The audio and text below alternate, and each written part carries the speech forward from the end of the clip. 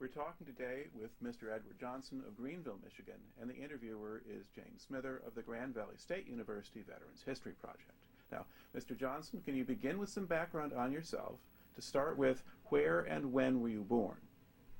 Well, I was born in Greenville, Michigan, on May the 25th, 1919. All right. And what did your family do for a living at that time? My mother was a secretary, and my father was a carpenter. All right. And was your father able to work on a regular basis during the Depression? They purchased a farm, and I was taken to the farm, 80 acres, northeast of Greenville.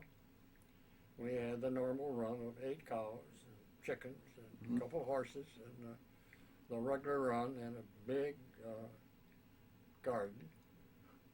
And of course we moved into the Depression immediately. Mm-hmm.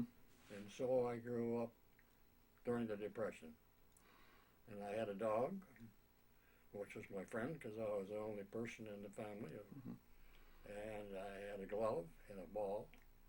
And what else? Not much. A bicycle finally. All right. Now, what were you growing on the farm? Mostly potatoes for the cash crop, and oats and wheat, and the regular genre things ordinarily.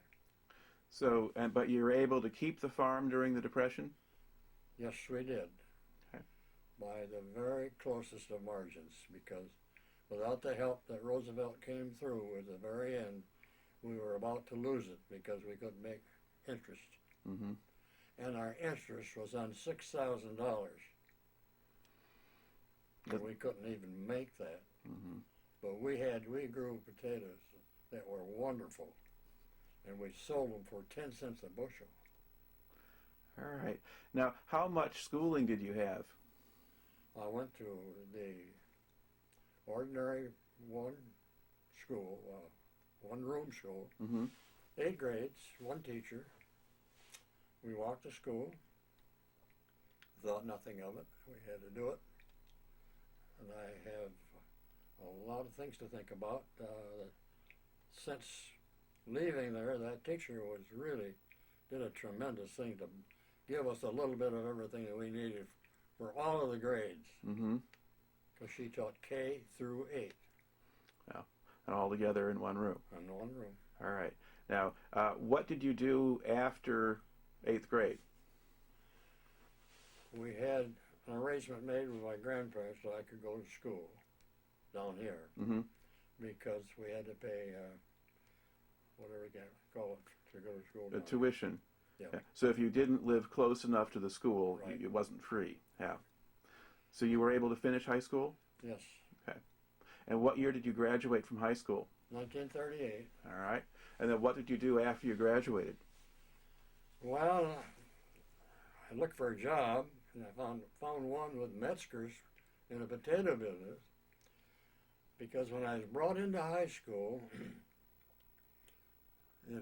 they immediately put you in the program that you're going to be a farmer. Well, they didn't ask me about that because I was not going to be a farmer for sure. But anyway, my job was Metzger's handling potatoes. And he was big. He was one of the biggest in Michigan at one time. In fact, a little more than Michigan. Hmm. And then I had a chance to go to another job, which wasn't much of anything either. And then I was called in. I played a lot of ball. And Wolverine Shoe and Tanning Corporation had a good ball team. And I think they wanted a ball player. Mm-hmm. And they called and wanted to know if I'd like to go to work for them. And I turned around to my father and I said, Wolverine called and wants to know if I want to go to work. He says, go. So I came down here and started to work as a glove cutter. All right. And that's the reason that probably I didn't sign up, because I wanted to establish some extra time at this job.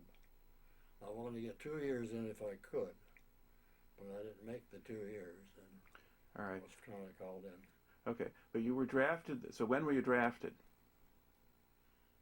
June 4th. Of what year? 1941. So before Pearl Harbor? Oh, yes. Okay. Oh, yes. Yeah, because I guess the draft had started just in April of 41, I think. So you're pretty early for that. But okay, so you're drafted in June.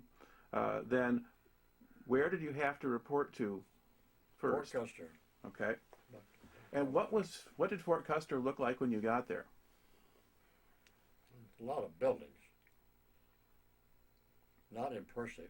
Mm-hmm. Impressive. But then we didn't know what to look for anyway. We just followed directions. Did it look like they were still building the place, or it looked pretty? Your part looked finished. Yeah, I guess I didn't have much.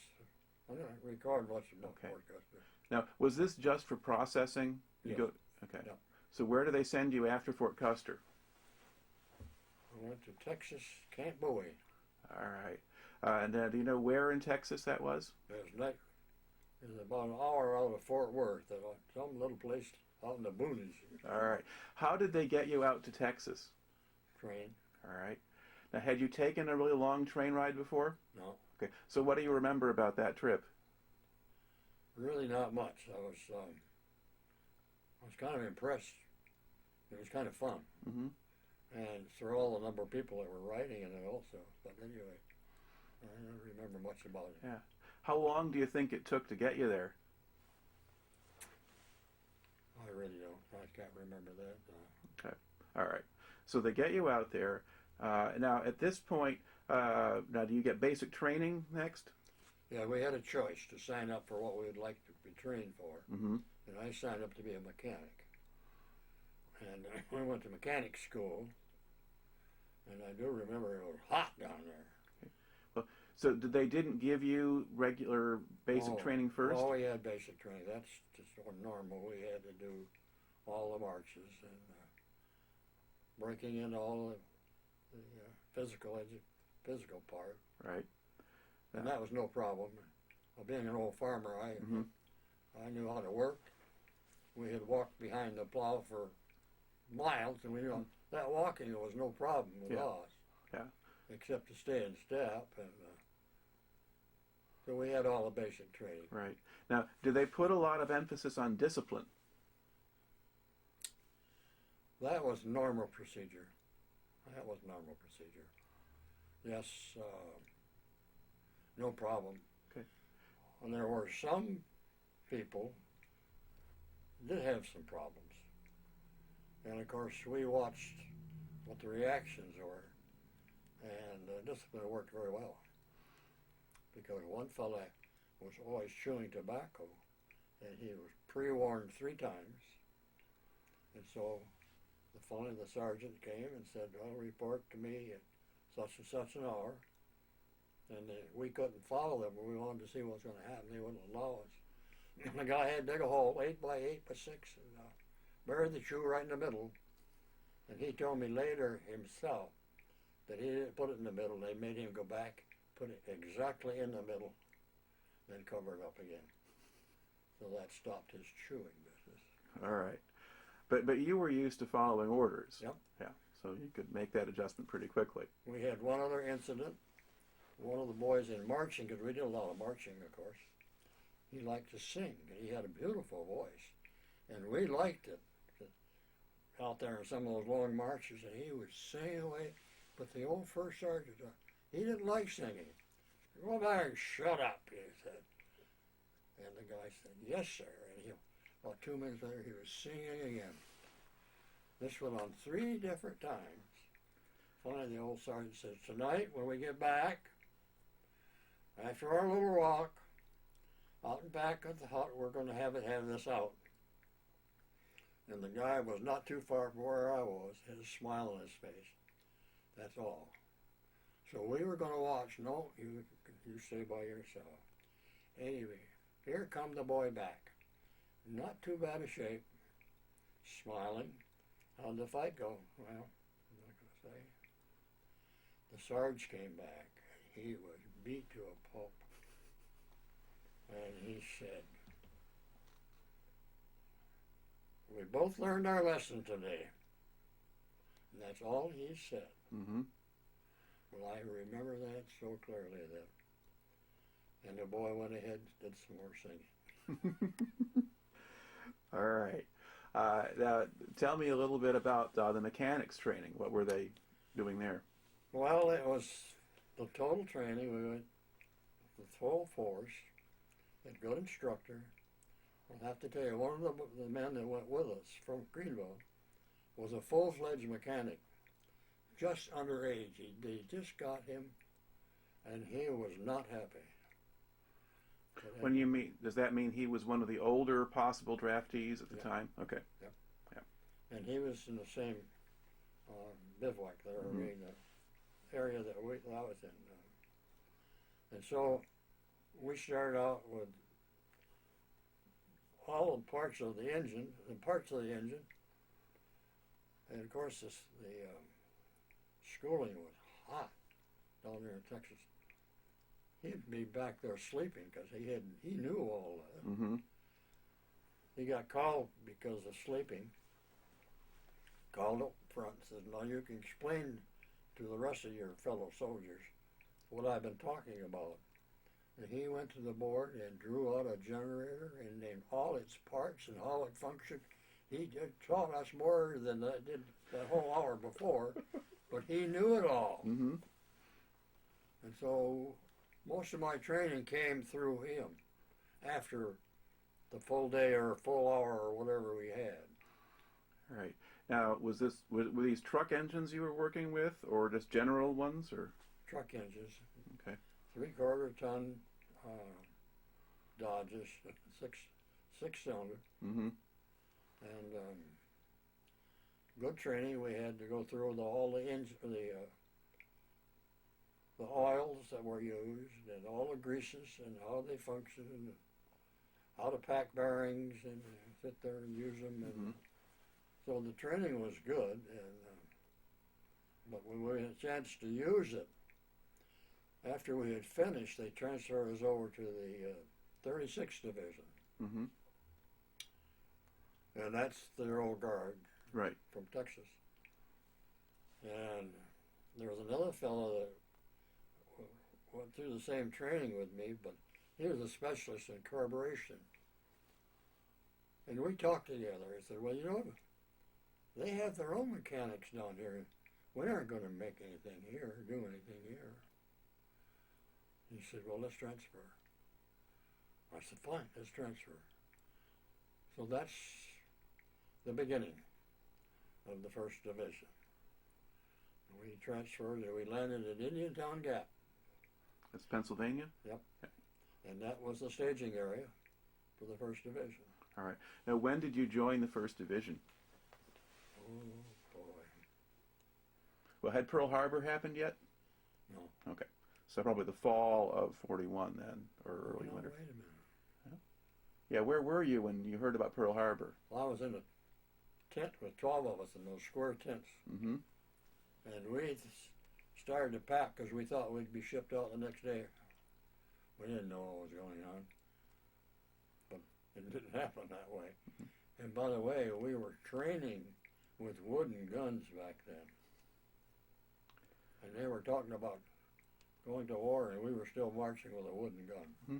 Yeah, what kind of uniforms did you have?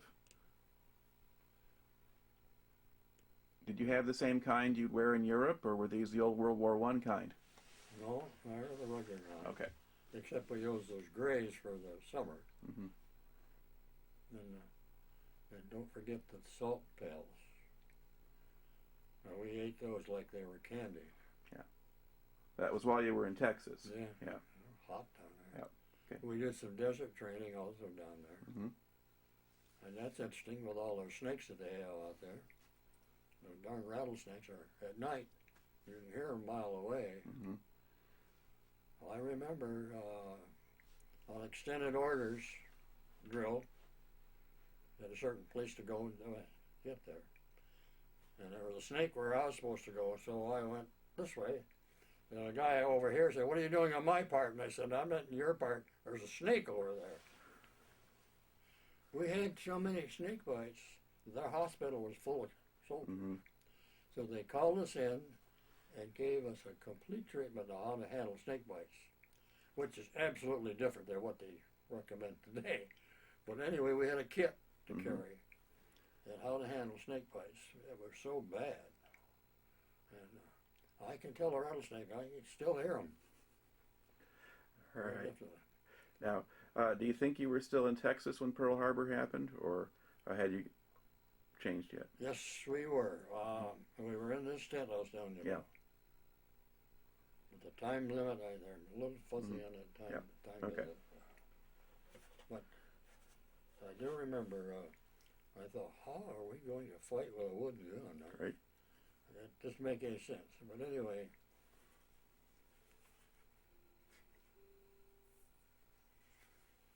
that's when the whole thing started to unravel the minute we hit Indiantown Gap. All right. Yeah. So So when you joined that unit, what happens with you next? Well, the two people that they were on the move or ready to move. Mm-hmm. We met two people. They were both officers, both majors. And the fellow I went with, his name was Swaggart. And I said, Swaggart, those are majors. Yeah, he says, I see that. And one of them was Major Denholm, which is a battalion officer. And one other, I don't remember who the other one was. But anyway, they met us. And they were very friendly. Not too much spick and polish. Took us to the headquarters company of the 1st Battalion, and I met Sergeant Cameron, the where we would be working under. That's 1st Battalion, 16th Infantry? Right. Right, okay. And then the sergeant took over from there. Mm-hmm. And our sergeant had been a leader of a group of men in civilian life, Consumer Power. He was their foreman. So his leadership was already built in. And he really was a good sergeant. He said, well, you want to know what our backgrounds are because our paperwork hadn't come through. Mm-hmm. So we told him that we were mechanics and one was a specialist in carburation. So he took us down the motor pool and we had some jobs to do, just right after we got organized. And we fitted right in immediately because of the old Sarge. Mm-hmm. He made it respectable for joining a new group, which was a little different when we first went to Texas. Mm-hmm. Because we were north. We were the north boys going to the southern Ute. That's right. Cause so when you joined the 36th Division, you were the outsiders. Yep. Kind of filling out the ranks of the unit. In the eyes of Texas, you have to stand up. Mm-hmm. Like heck. All right. Now, were the men in the 1st Division, were there a lot of people who were old-time regular Army, or were they mostly new? No, they were old-time Army. And they'd been together a long time. All right. Now, you joined them. Now, were they getting ready to ship to Europe? Yes, or? they were. That was we immediately were given a lot of secret information. We're going to be moving at night. And they didn't tell us where we were going. We moved at night. We were in New York. We finally loaded on the Queen Mary. And it was supposed to have been secret at night. First big ship I'd ever been on in my life.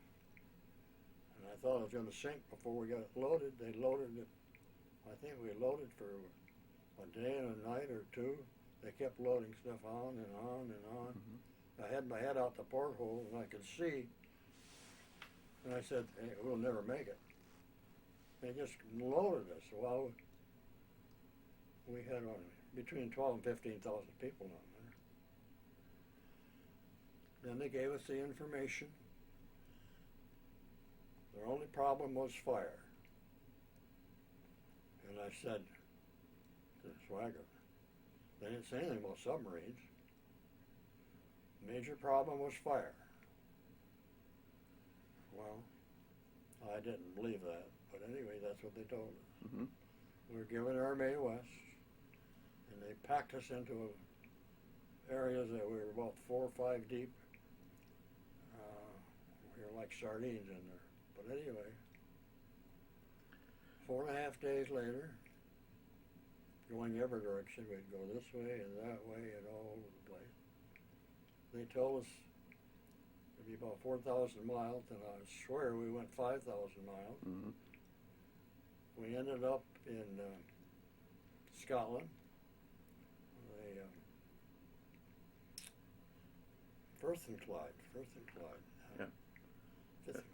Yeah, Firth of Clyde. Yeah. So. Gurrick. Mm-hmm. And we unloaded there. Okay. Now, on the trip over, was the weather good on the trip over? Yes. Okay. So it was. Did you get sick? No. Okay. Never bothered me. All right. There's a lot of story coming up about that. But anyway. Okay. Get to Scotland. All right. We unloaded. And as we were unloading, there were some ladies. The Scottish pipers were out there blowing their horns out. Funny noise, but anyway, I thought it was funny music. We were given little cakes made by the Scottish people. They were some kind of a pie, Mm-hmm. wrapped in paper. Because we hadn't eaten, and we were a little on the artery side because we hadn't been fed. And we kept thinking, where are they going to feed us? Well, we got those pot pies, and they took us to a train. And as we loaded on the train and were settled in, then we could open up our dinner. Mm-hmm. And they were wrapped in newspapers, about 4 deep, still hot, and a full meal right there. Mm-hmm. And you know what the pot pies are all about. They were wonderful. Mm-hmm. And the train had special orders, and all I did was blow the horn. We were flying. They had that horn going all the time, you know. What they call it, Open Express or Mm-hmm. something. And they took us to Tidworth Barracks on Salisbury Plain. And it was a cavalry unit, fast cavalry. Mm-hmm. Very well kept, a nice place. And while we were getting settled in, we got met by a 109. Came out of the sun, came down, had a look at us, gave us a couple spurts, went back. That's a German fighter plane. Yep, Yeah. 109. Mm-hmm. Then at night we had to hear BBC if we could find it. But Axis Sally was on. Welcome to England from the 1st Division. Mm-hmm. And here we'd been sneaking around being watched. And but that was a nice little area to land in and get reorganized. Mm-hmm. So then I was given a job to do, drive one of the Jeeps, and to take care of it carefully, because the major you're going to be driving wants a special peak to be kept. So that was my first assignment. Mm-hmm. And the first meeting we had was up in Scotland, and they were all meeting to plan the invasion of Africa. Mm-hmm. We didn't know that. We had 60-some miles to go in 45 minutes. And I said to the sergeant, I can't do that. You will do that, he said. Because I was doing a little calculating. I said, that's okay. So one jeep ahead of me, you follow it. And if you know what Scotland is like, all the bridges are humpback, and all the roads are narrow, and going at top speed, and when you get over the hump, then they would turn. We were flying up in the air and turn at the same time. I had officers in my Jeep and officers in the front Jeep, and they were hanging on for dear life. And so was I. Now, I have driven a lot, but I was frightened of myself. And here I was the driver. We were going at top speeds, way beyond what we should have been going. and flying over those bridges and trying to land properly. And Jeeps did not have seat belts. No, they did not. And my, but we did get there. Mm-hmm. And the officer said, "I've been through war. I've never had a ride in my life like that." I said, "I'm sorry, sir." And afterward, went back and talked to the other driver. I said, "Are we going to do this on the way back?" "No," he says, "well, but we had to be there on time." Mm-hmm. But that was a wild, wild ride. So that was my little experience in Scotland. I still remember those roads and how terrible they were. Sure. About how long did you spend in England before you shipped out?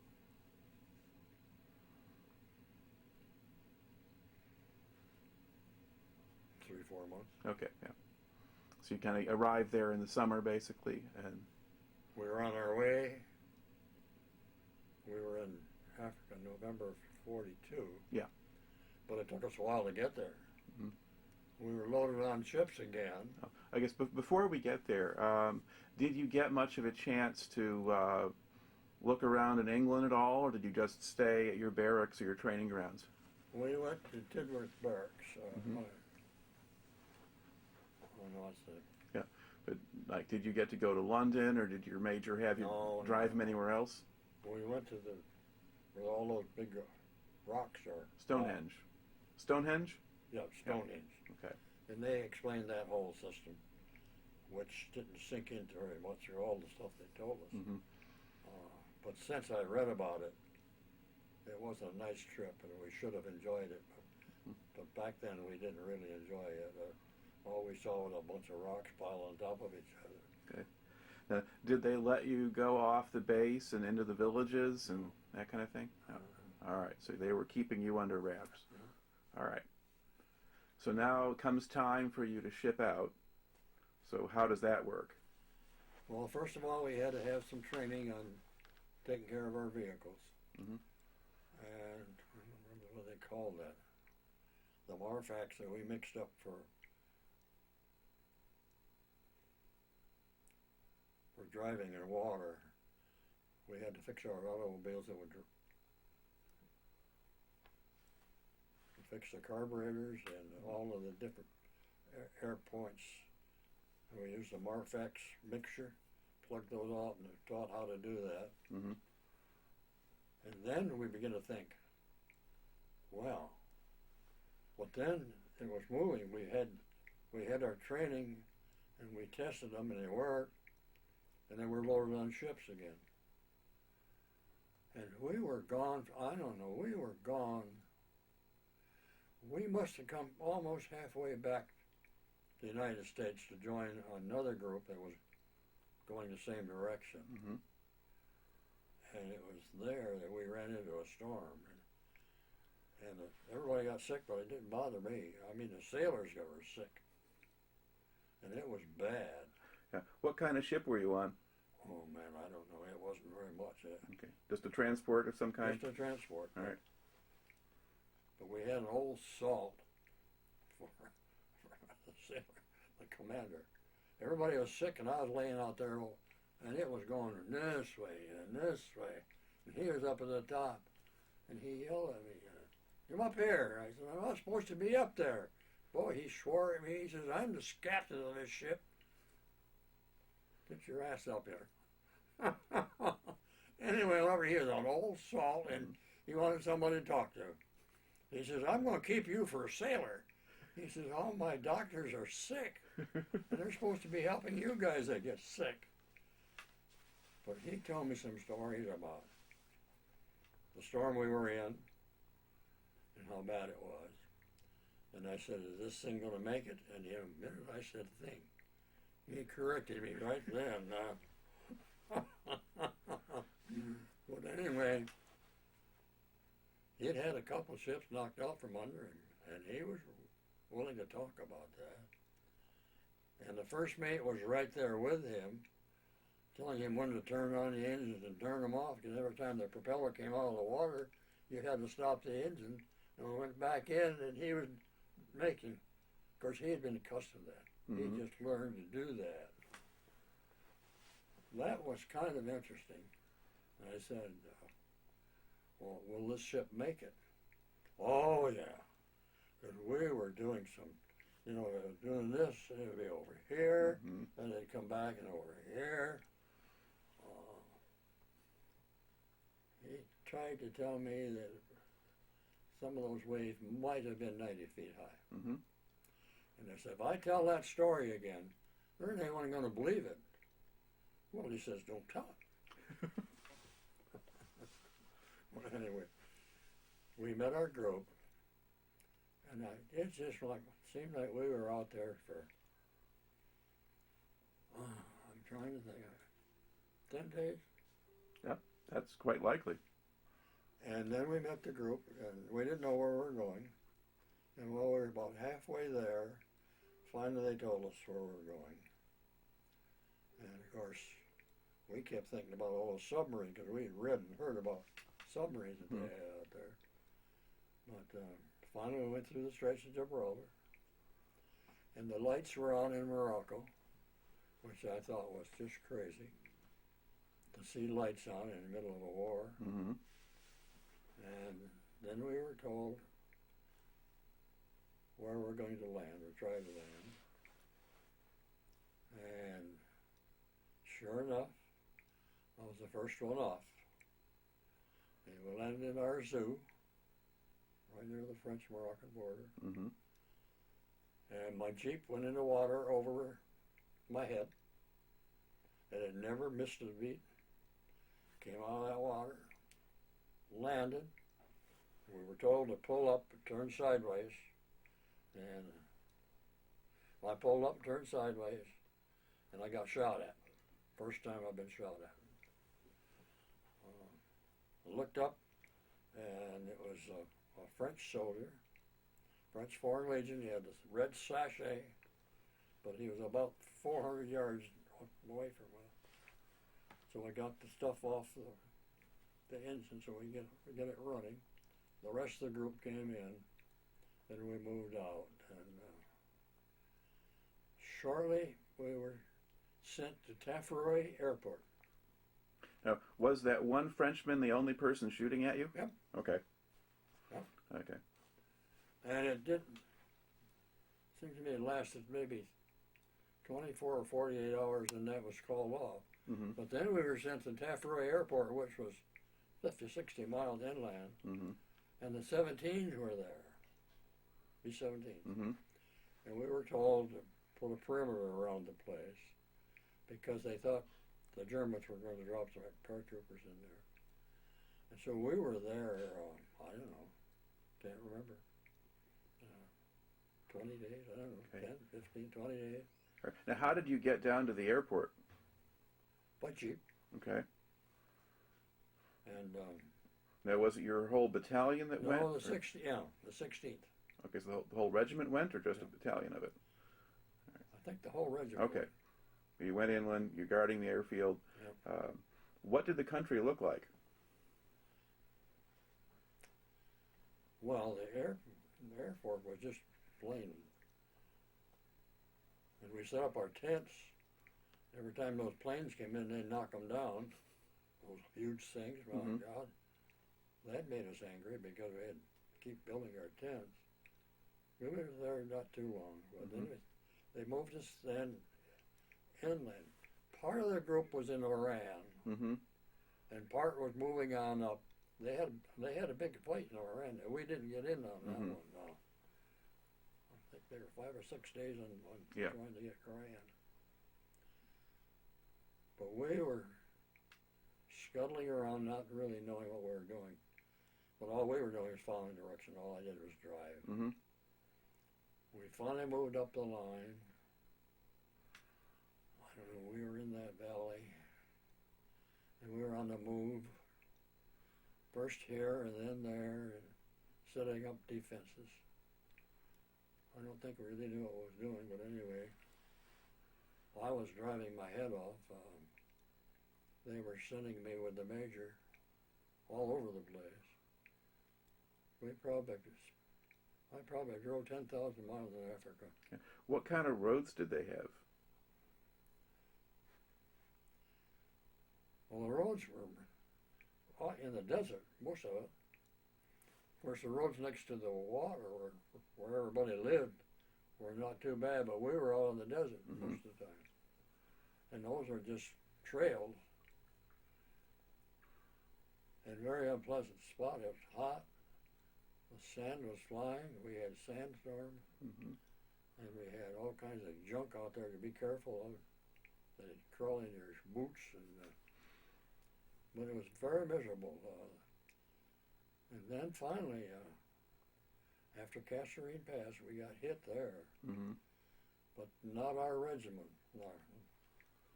It was the 18th, I believe. And they got snookered. We lost a bunch of guys there, 400 or 500. And after we'd counterattacked, we'd helped on the counterattack. The sergeant came in and said, "I got a job for you." And I said, "Well, what's that?" And he says, "Do you know anything about German half-tracks?" And I said, "Well, I know a little bit about the German engine." He said, "Well, let's go look." So we went up to this valley, and here is a half-track over there sitting in a gully that they had left behind. And we took 4 or 5 people with us to look over the half-track before I got in.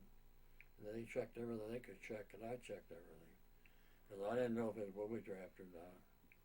But anyway, we got them out of the way, and I crawled in there, and it's just the reverse of what ours is.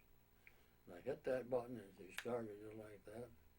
Purred, just like an engine, you know. Put that baby in reverse, and just backed her right out, just like that. The old sergeant had a great big smile on his face. He said, "Works, works." We took the old German half-track, and it was 3/4 track. And you lay down to drive it. Because you look through a periscope, and you lay down flat, and you drive like this. Okay. So this was an armored half-track? Yep. Okay. And you look through the periscope to see, because you're laying down, and that other things like that. And you're laying down looking straight up. Okay. Now, when your regiment was involved in the fighting in North Africa, what was your job? Driving. Okay, so you're just with the battalion headquarters, and you go where they tell you. Yep. But you're not expected to go pick up a rifle and get in the foxhole and start shooting unless people. you're called upon. Okay. But we were capable of doing that. But our job was supply. Right. And we did a lot of work at night. I was taught night driving, and several gallons of carrot juice, which didn't work. You're blinded all day to drive at night. We did a lot of night work, and we did a lot of work in the daytime. I had driven for artillery people, searching out places to land. And I give you a little story on one. He was asked, the sergeant came and said, "Hey," he said, "I got a job for you." And I said, "I'll bet." And he said, "Well, this is an artilleryman, and he wants, from division, and he wants someone to drive him up the valley." So we were driving. As we got into the Jeep, he says, "I have a few instructions for you." He says, if I say go, that means you jump. But don't hesitate. Let the Jeep go. Just let the Jeep go. And I thought, well, let's see. So we're moving up the valley, and he was looking at spots, and here and there. And we had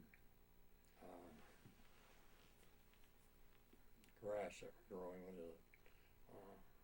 about 6 feet high on each side. We were out there in the valley. And finally, all of a sudden I hear him say, "Go." So I jumped one way, he jumped the other. And here come 6 planes, 109s. One peeled off, came down, had a look around, went right back up. We went and got the Jeep, and I'm trying to think of that grass that was out there. There's something we have in this country also. Mm-hmm. And he had a smile on his face. Got my Jeep, and I said, General. No, he wasn't a general. He was a colonel at that Mm-hmm. time. I said, how did you spot those planes? Because I was looking also. Mm-hmm. And he says, right on the horizon, there's a spot, and that's it. When you see that spot, that's where they are, and they'll be over you before you know it. And that's when you dash off. But anyway, this same colonel, before the war was over, was the general in charge of our group. Mm-hmm. But, All right. Now, how close did you ever get to the fighting while you were in North Africa? oh, wow.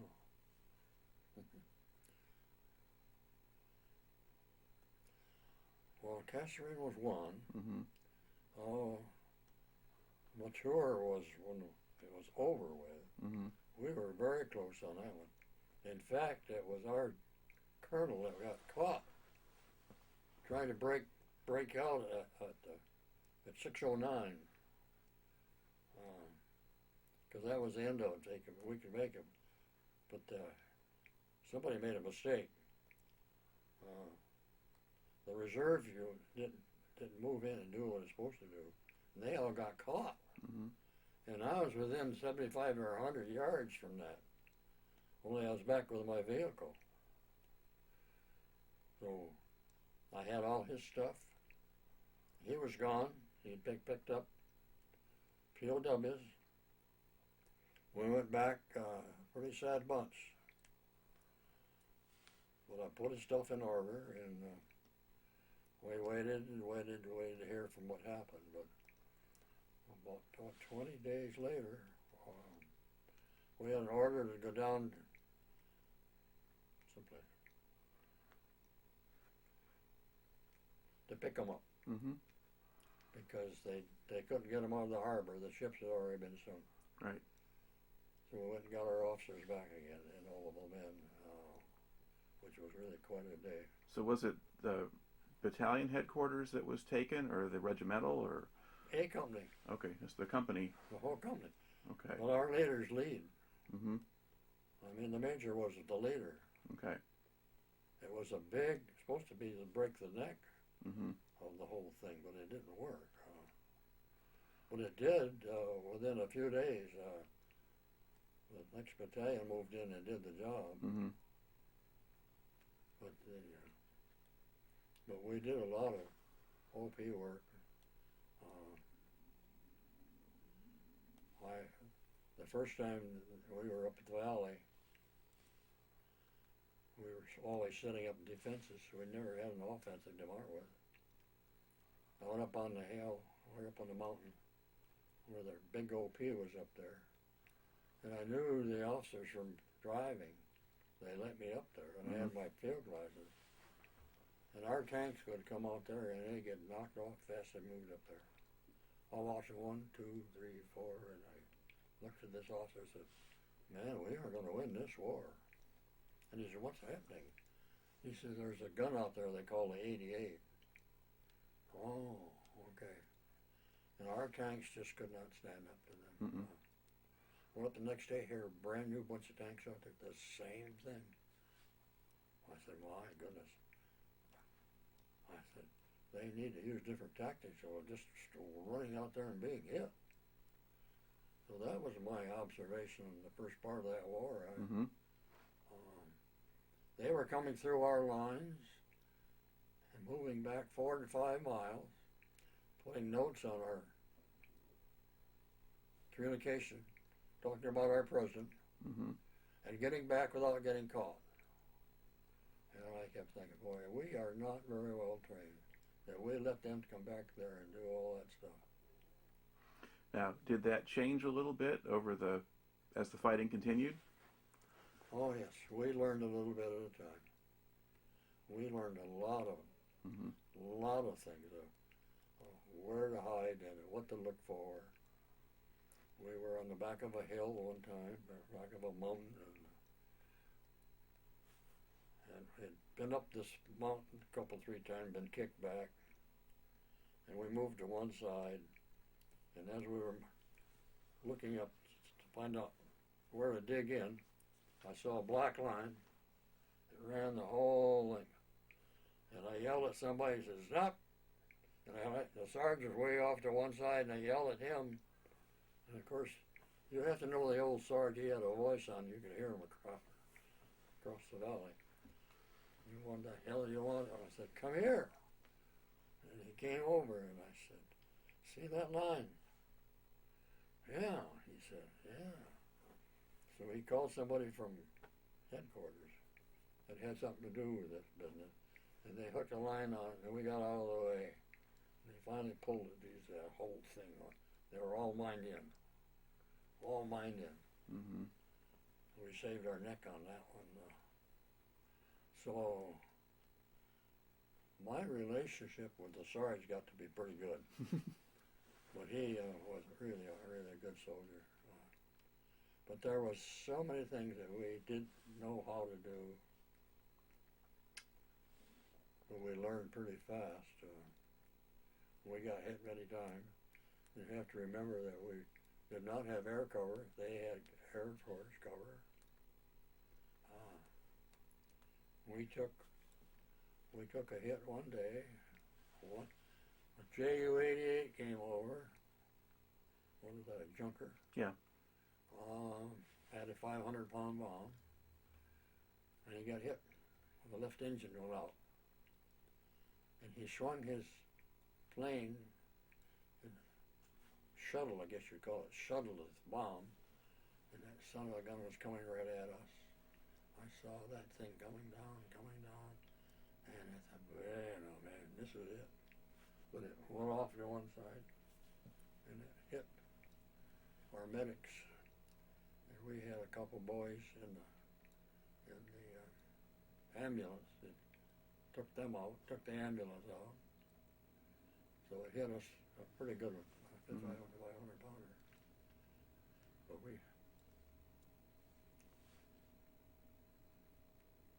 But our experience in Africa was not very good. But we did, at the end, we picked up about 50,000 soldiers when they finally gave in. And they were all on one hillside. All on one hill. 50,000 of them. Well, that was quite a story. And then we were moved back to Iran and was finally given some new clothes. Because we were stinking pretty bad. In fact, our clothes, I swear they were ready to rot off from us. We didn't have a chance to clean up. And were there men who were getting sick out there too, or health okay? Yeah, not too bad. I don't remember anything that time.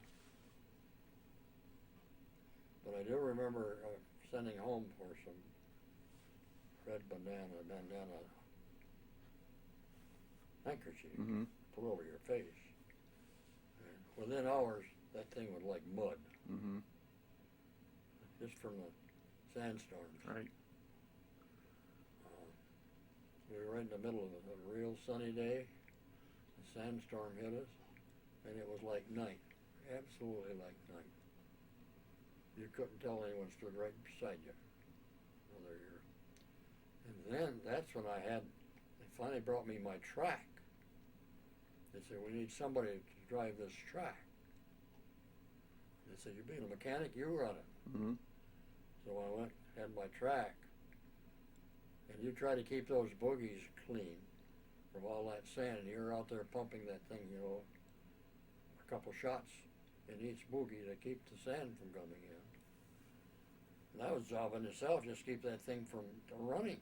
Okay. Now, was this a half track or? Half track. Okay. 12 ton. So that's when we started to drive the half track. Now, were you just carrying people around, or did you carry supplies, or? No, I had mines, booby traps, shovels, anything they needed for to dig in with. Mm-hmm.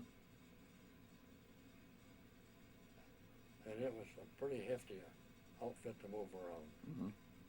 And it's a stinker to drive because there's a big steering wheel, and you had to drive it like that because if those wheels would spin, it'd break your thumbs off. I mean, you had to be a horse in there to drive this thing, because they were so big and clumsy, and you need so much pressure on the accelerator to keep that engine going. And most people wouldn't ride with me because I was a little bit crazy in driving.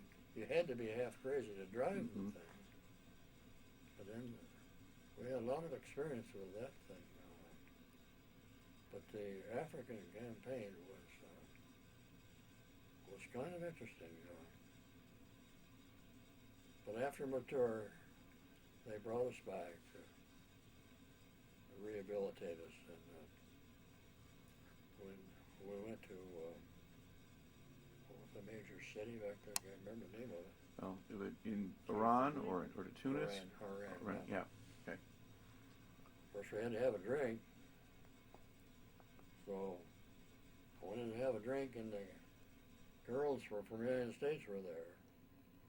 So we wanted to talk to them immediately, because we hadn't heard anything from home except our letters. Mm-hmm. The first thing she told me, "You stink." I won't repeat what I told her back. Of course I stunk like sure. We hadn't been cleaned up yet. Mm-hmm. But we thought it was more important to have a drink than have different clothes. But anyway, we got by that one, and that wasn't a very good experience at all. Did you see much of the local population in North Africa, in Iran or other places?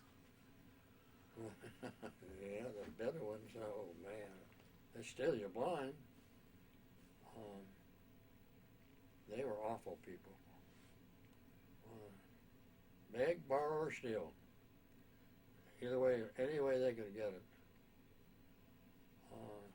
I'll give you a story about, we're in the mountains, the Atlas Mountains.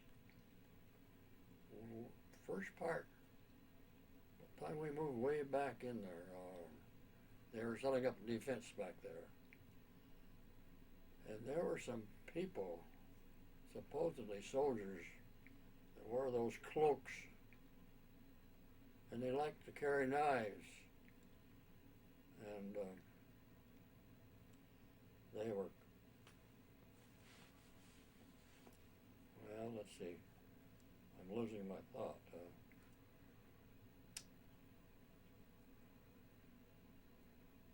They were not regular soldiers, the people that lived up in the hills. And we were going to teach them how to use our weapons. Because the ammunition they had left, three people came over. One had 1 round left. One had 3 rounds left. So we were going to teach them how to use our weapons. Mm-hmm. So we went through our procedures of what we were taught. Well, they didn't care about that. They were like this. But they'd take our weapons and we'd take them apart, show them how they were, and they'd put them back together. We'd show them once, and they'd put them back together. Mm-hmm. So we took them on the hillside to see how well they could shoot. Well, that was shooting 300 yards at a rock about that, and laying about 3 or 4 of them in there. And I said to Sergeant, "Hey, these guys are good shots.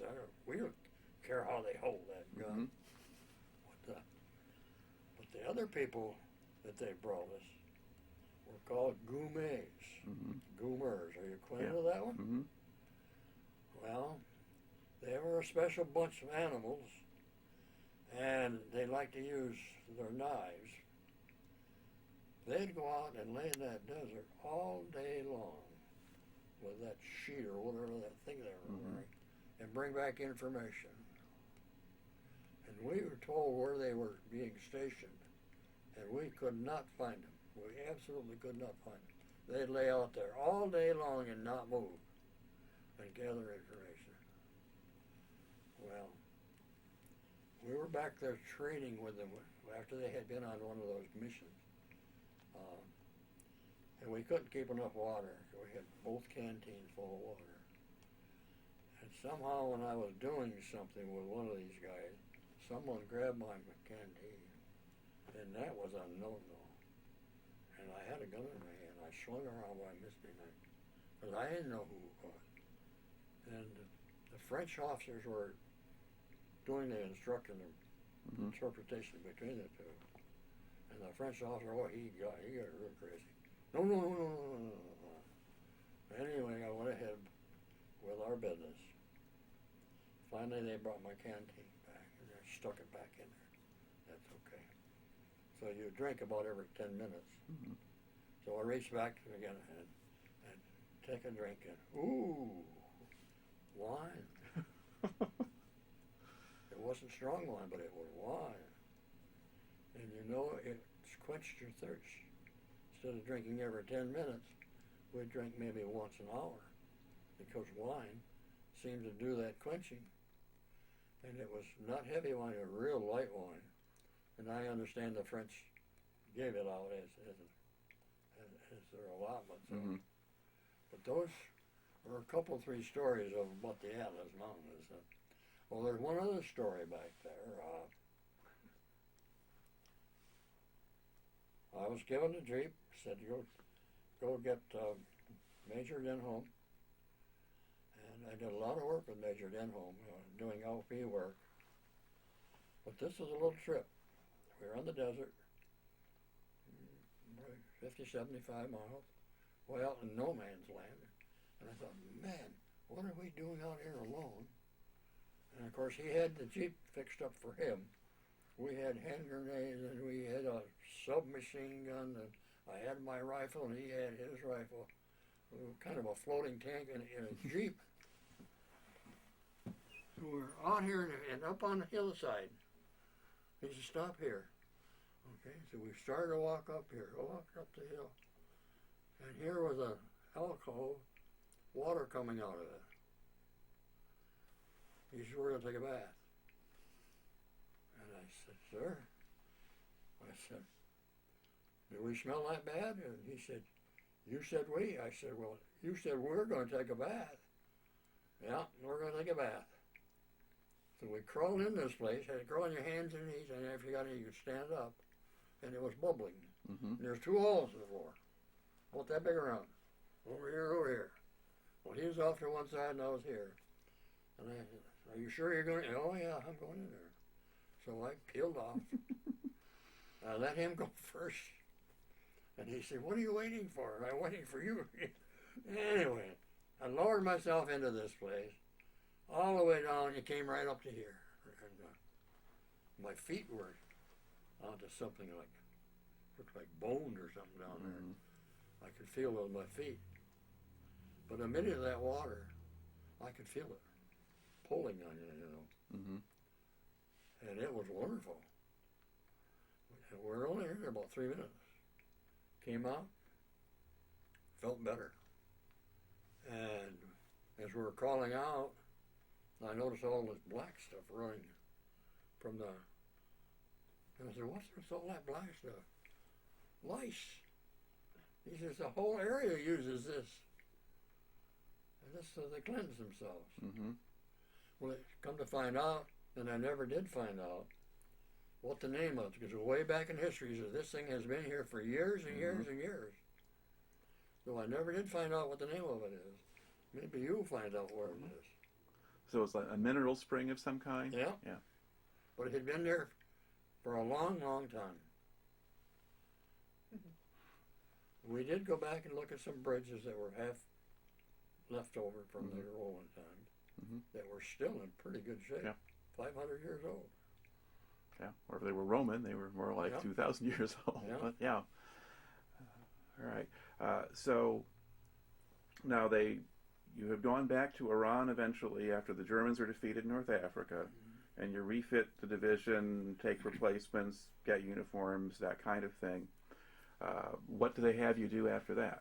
Well, we're getting ready for another invasion. This one, they told us.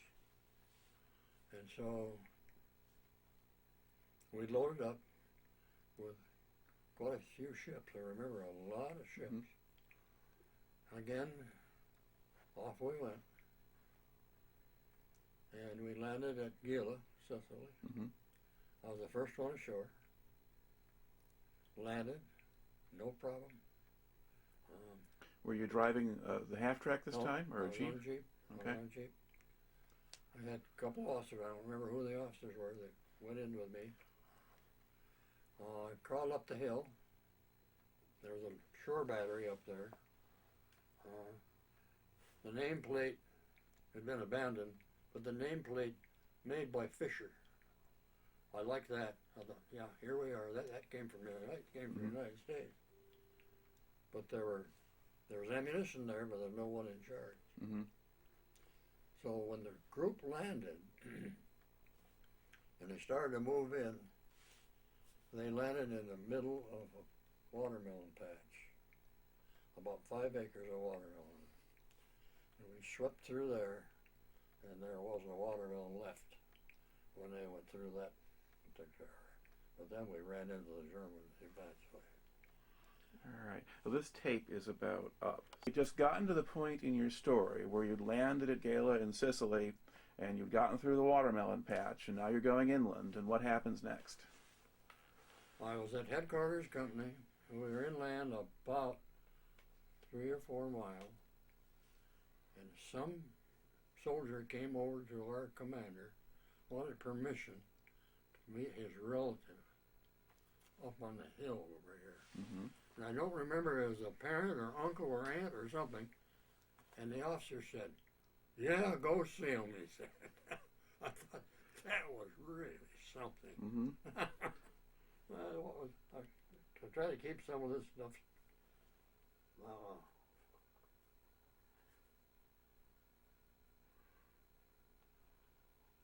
The paratroops that landed, we were told, rumors are always flying, Mm-hmm. that the Germans were going to drop in on us. That night, the ships began to fire, and paratroops were in the air, and our ships were firing at them, and I'm saying, that's got to be German. And one fellow landed in our area, and I went over with a gun on him, and he was American. He was pure American. Mm-hmm. I got him out of his parachute, and he said, you keep that tonight. Put it in your hole," he says, and it was silk. Mm-hmm. But then they finally got permission to get that thing called off. Mm-hmm. We were shooting at our own people. But anyway, I have the parachute. I made a scarf out of it. I have it here at home, out of that parachute. But that was the best bed I had in the whole army. I mean, that was wonderful. That was another story in there. Oh, the other one, the same area, only inland a little bit further, we got into a real fight.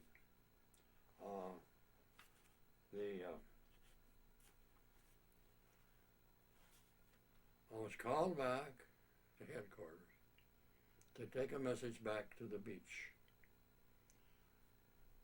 And it was top notch. And I was told in real short language what to say. So I raced back to the beach. And the first thing when I landed on the beach area was an officer's vehicle, General Roosevelt, the 2 stars. Mm-hmm. And I went over to give the information. He said, "Oh, wait a minute, soldier. General Patton's coming off the beach. You go report to him." And I said, "Oh, no." And he says, "Soldier, it's just another soldier." "Yes, sir." And I raced over to see old Patton. Big 2 guns sitting there. Mm-hmm. And I can't remember if I got it out of my mouth or not. The tanks broke through and they're coming up. They're coming through here. And they were through and they were throwing stuff at us. Mm-hmm. That's the last I know about Patton. I didn't see him fall down, but I'll bet you he went down. But that's not written any place. Mm-hmm. In any of your story, there's no story about those guys being warned that the tanks had broken through. That's a brand new story for you. All right. I will check it up. I know what the best book on Sicily is, so I'll go look that one up. But I had not heard that before, so all right. Brother, I don't remember if I got anything out of my mouth or not beforehand. He said, well, take me up there or something. But then all 3 rounds came in. But immediately I found some stuff coming off the destroyer. They took those tanks out. Yep. I think there was 3 or 4, if I remember right. And I think they were Mark IVs. But that was I thought, a very interesting story. I thought I'd really done a job to pre-warn these people. But no one else ever said anything about that. Well, I went back to my headquarters, and I told them my experience reading Patton, and all they did was laugh. They just thought that was the funniest thing in the world. Because, you know what he does? He looks at your feet, and he makes sure you're in uniform. And you have to have your tie on. And, you know, a combat soldier wearing a tie, now come on. Well, that's what we had to do. But we did it. And I thought, those guys, and they were officers, and they were laughing, and I thought, that's not laughing matter. But they shot it all the way back trying to get to them, and I did my job, and that was it. And I thought, well, I did get a Bronze Star, and I thought it was from that, but I'm not sure about that. I'm not sure about that. But he was a special man. Did you ever hear him make any of his speeches? Did he ever address your division while you were there? Yeah, he made the apology to us for slapping one of our guys. But we never responded. We never said a word. Nobody did it. We listened to him. The whole division stood out there on the hill, listened to him say something. He didn't say a lot, but anyway. And we didn't care anyway. Because the same guy he slapped made the invasion. The same guy that he slapped that was supposed to be, he made the invasion anyway. So, but that was, well, we've had, I had a lot of respect for General Patton. We had some good generals too. Terry Allen was our original general. Of course, Hubner came in, did his job. How much did you see of any of the division commanders, or were they too high up for you to know much about? No, when we were in Africa, General Roosevelt would come up, climb those hills. And he's the assistant commander of the division, Major General. He'd have the maps, and he'd call us in. We called him the soldier's general.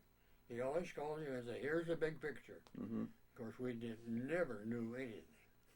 We never knew anything, except that they're out there somewhere. But he would tell us then what was going on. We did recognize the red nose, the old wine nose they had, but that's beside the point. Everybody drank over there anyway. So, what did you make of Terry Allen? Well, he was a soldier's general. You know, a fighting general. Not much spit and polish as far as he was concerned. But he got the job done, and the soldiers respected him. Hubner was something else. A different kind of a soldier, a real good soldier. But he was always spick and span, you know, a real, supposedly. Yeah, well, they chose him, I think, for that reason. They wanted to change the culture a little bit from where Allen and Roosevelt had been. That's a little later on, though. Let's go back into Sicily there. You've had the landing, the Germans have counterattacked, the naval artillery shoots up their tanks. What do you do after that? Well, we started to move into the mountains. And that was bad because we couldn't get our vehicles up. So they called on the mules to come in and bring up the ammo. And we need some mule skinners because some of the mules wouldn't respond to some of the ordinary soldiers. We had to find some mule skinners. And some of those areas where they had the side of the hill would be that wide. But those darn mules are sure-footed. They were probably more sure-footed than the soldier was. But we couldn't keep ammunition up on those hills. And to me, it was a battle of artillery. Just battle after battle of artillery. And the shell that it would throw was just as bad as the actual shrapnel or shrapnel. Yeah. And you build up a spot, and they'll knock them down. A shell would come in, and it'd all fall to pieces. You'd pile them, because you couldn't dig in. You had to dig up. But it was not a good fight. That was a terrible fight. Yeah. I think we ended up in Tryon, if I remember right. Right. So that's kind of in the middle of the island. It's sort of the west side of Mount Etna. So you're kind of going up the middle. Yep. Some of the other guys, Second Armored goes all the way around to Palermo and back that way, but you're kind of going straight up. Yep. Okay. Yeah. So that's some of the very hard fighting in there. Now, did your headquarters get bombarded or attacked by air? Oh yeah. We in fact we were backing up. We got hit in Africa. The first time we set up headquarters, in our first fight, we lost our colonel and Lieutenant Smith got hit. Somebody else, three of them in our headquarters company got hit. That was way back when we first went in. Right. But we were being hit a lot by air, and of course their artillery was pretty fierce also. But our artillery was really bad. We picked up officers that said they called our artillery, you have an automatic gun back there. Those 105s were just firing like a machine gun. I mean, some of our artillerymen were really, really good. You could hear them just bang, bang, bang, bang, bang, bang, bang, bang. We got cut short out one time. We were way out on a point and couldn't get back. The Major Denholm and a company got cut short, couldn't get back. Called on the artillery to help, and finally had to make a break. And we finally made a break for it. And I tell you, when you got somebody shooting at you, you can run. Because we're running up the hill to get on the other side, and we made it. Every one of us made it. But they were dropping flares on us at night, and they were like daylight out there. But the colonel called into headquarters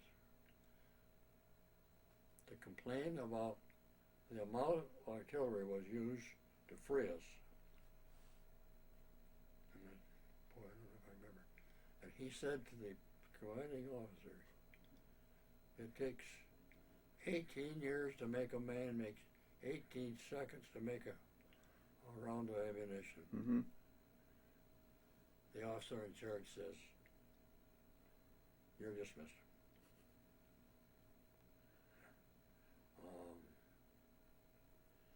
It's a crazy war. Yeah. Now, while you were in Sicily, did your headquarters company take many casualties, or you just have a lot of close calls? Oh, we lost some officers.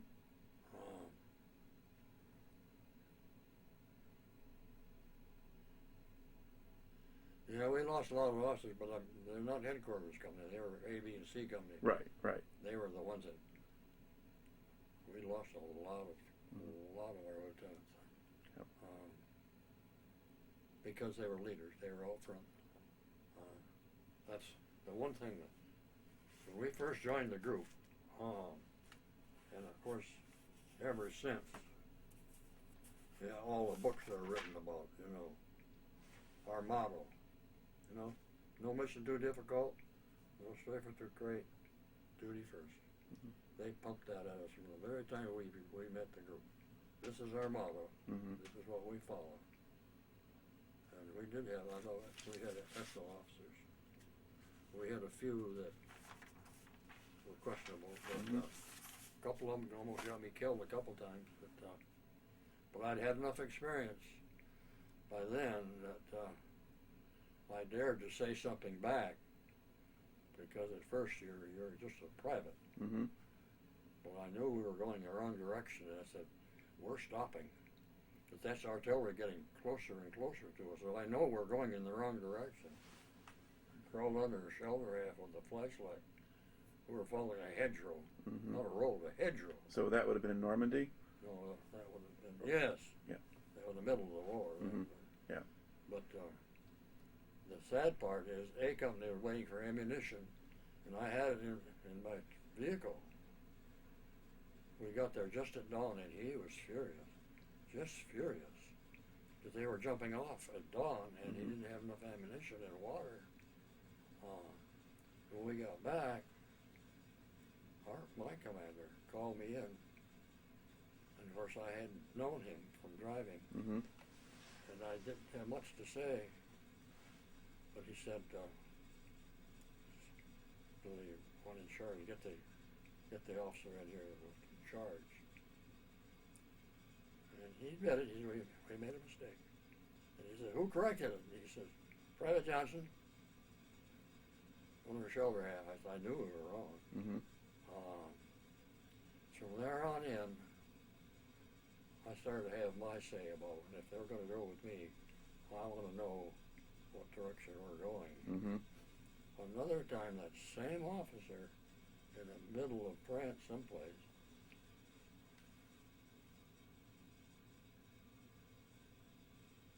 we were going on a recon. We're going on a recon with a 14-ton vehicle. And I thought to myself, that's interesting. A Jeep I could understand. And I knew Jeeps because I had spent a lot of time with Jeeps. But to use a big one for a recon, and we went through an opening. You always had to come in and come out. There'd be a barrier here. You never went in. You always came in backwards.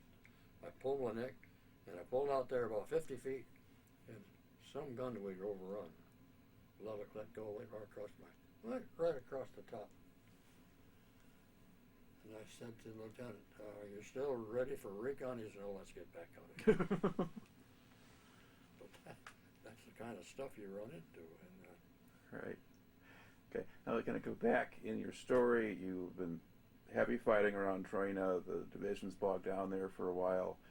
Eventually you kind of claw or blast your way through. What happens after that? Well, we ended up, I think, Troy. Yeah. We slipped on a hillside. And I didn't realize at the time, but it was the backside of Mount Etna. And I thought the war was over for us, except about ready to close my eye and go to sleep. I heard a rumble. And I thought, oh, here comes some more artillery. Nothing happened. And I heard another rumble. Nothing happened. And of course, it was that thing up there smoking. You just are on edge all the time when you're out there. But there again, we had 50,000 that was left over that shouldn't. A lot of them got away that shouldn't have gotten away. Right. And I've read a great deal about that one. Somebody else make mistakes. Because we had them cornered pretty well. Yeah, they had to get off an island. And how do you do that? Well, we didn't do enough to stop them. And they ferried most of their men off at night. We were eating atropine pretty heavy there in Sicily. Because when we went back into England, we were yellow from eating all that stuff. But anyway, that was not an easy fight. Sicily was not an easy fight.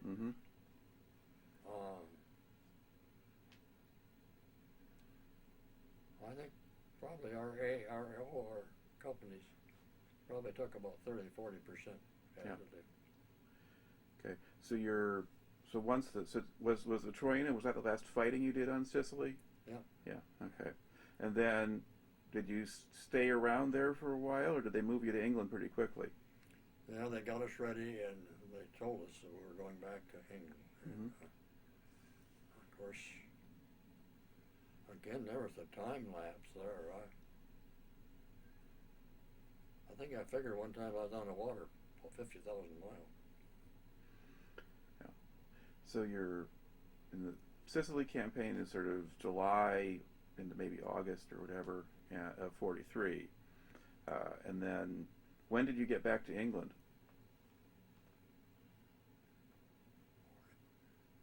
44, 43 was Sicily. Mm-hmm. 44, yeah. Because the next action is going to be D-Day. And Yeah. that's not going to be till June of 44. So do you remember where you were at Christmas in 1943?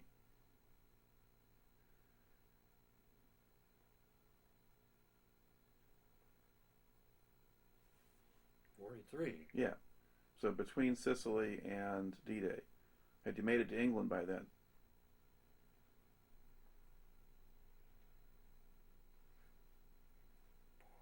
Well, that's okay. That somebody can look up. Do you remember how you got back to England? Oh yeah, we went back by ship again. Seemed like we were out there a long time, but then we were sent to Lyme Regis, way down the bottom of. Well, we were there. No, we weren't either. That's the first time we were there. Okay. We were down Lyme Regis. And I remember at the time they wanted us to put up some barbed wire so the Germans wouldn't come, which was a big joke. You watch a little barbed wire on the beach. I mean, that just to keep us busy. But anyway, we go back. We were in England for quite a while. Yeah. And we were staying in different homes.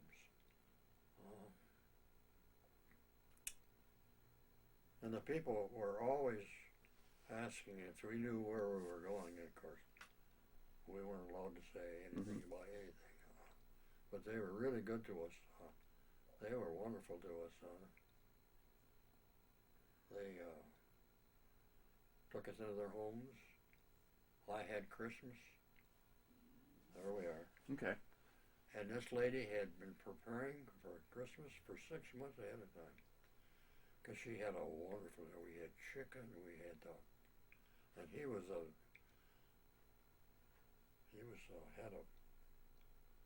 a business in Exeter. Mm-hmm. He was a newspaper man, lost his place, took a 500-pound hit.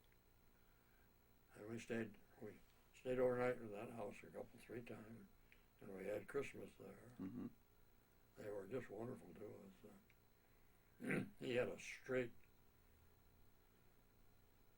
Hallmark or something, 12-cylinder straight, parked up on the beautiful car and put away for the war. Right. That's the one thing we noticed. The people up here were all brought down here.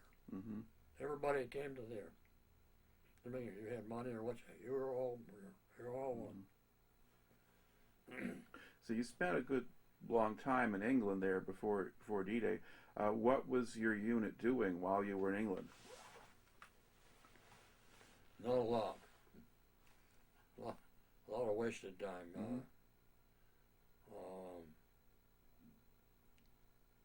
I don't know. I went to London once on a trip.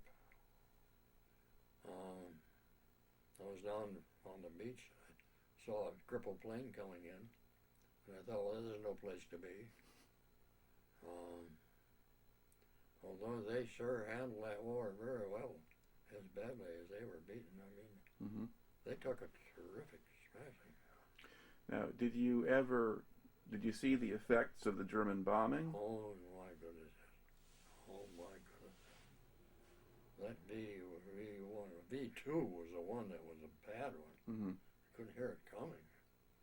And London was almost flat. So much of London was knocked to pieces. But, Now, did you ever see any of the V1s, the buzz bombs? I could touch half of them. They'd take off ahead of us. Mm-hmm. They'd be like 30 feet over because they were the last launchers. Because we were being hit by our planes, and they were after these launchers. England was complaining about what was happening, so they were trying to counter them. Right. Well, look, I was on duty in Frankfurt, near Frankfurt, at night, when I saw something from the ground up, gone. Called the corporal guard, and there's something going on here, and he reported it.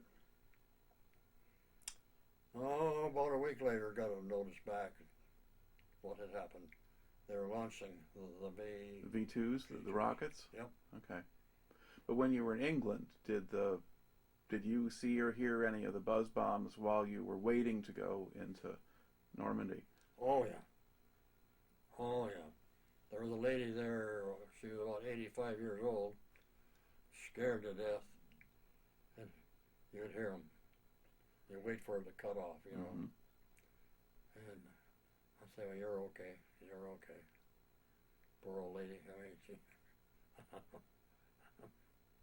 Now, we didn't see too much of the V2s.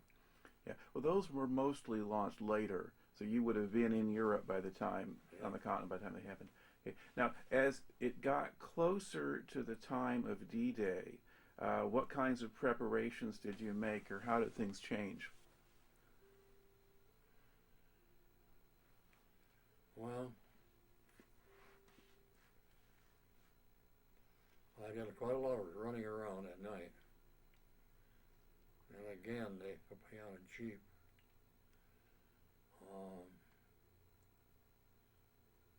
I'll give you one experience. We were driving. I remember I had to go someplace.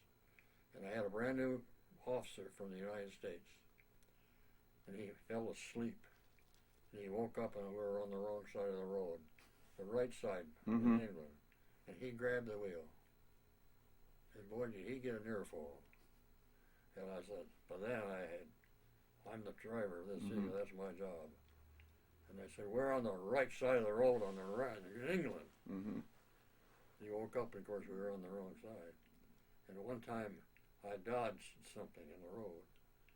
And he said, you didn't see anything. And I said, yes, I did. And he said, will you back up and prove to me that you saw something? I backed up 50 yards or so, out in the middle of the road, there's a very big hole. And he said, how did you see that? I said, because it's blacker than black. Mm-hmm. There's a hole out there.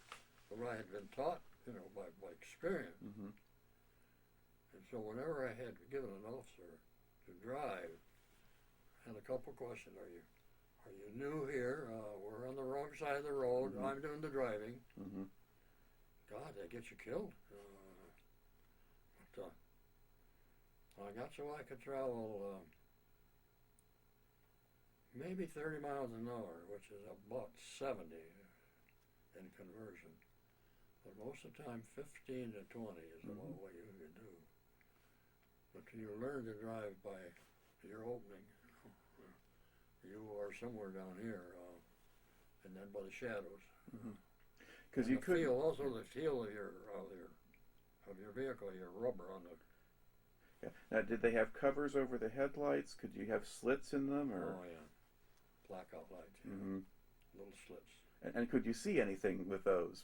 No, but it's supposed to be for the guy that sitting in the back, those little slits. Okay, so they could see you. Yeah. And when you can see those, you're about 20 feet from the vehicle. You're very close when you saw those slits. But everything had to be blackout.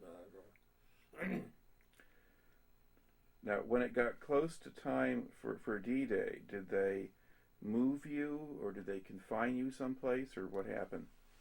Yeah, they moved us up to somewhere around Plymouth. Mm-hmm.